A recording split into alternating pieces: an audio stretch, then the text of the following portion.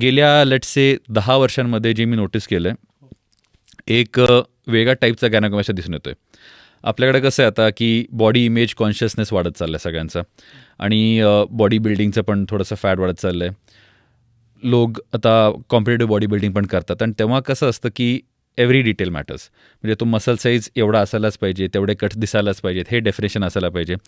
यासाठी मग अनरेग्युलेटेड किंवा विदाऊट मेडिकल ॲडवाईस स्टेरॉईड्स चालू करतात बरीच जणं. आणि मित्रांच्या सल्ल्याने किंवा लेट्स से की दुसऱ्या कुठल्या बॉडी बिल्डरच्या सल्ल्याने असंही या गोष्टी होतात. तेव्हा डोसेस बरोबर नसतात किंवा त्याचं फ्रिक्वेन्सी चुकीची असते. पोस्ट स्टेरॉईड त्यात आपण जे डिटॉक्स करतो, डिटॉक्सिफिकेशन म्हणतो आपण, या गोष्टी नीट होत नाहीत.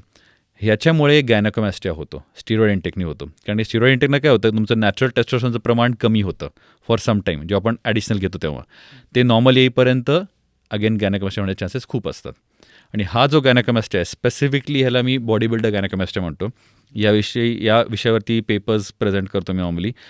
हा थोडासा वेगळा असतो, सर्जिकली ट्रीट करायला थोडासा अवघड असतो आणि खूप हार्ड कन्सिस्टन्सी त्याची असते.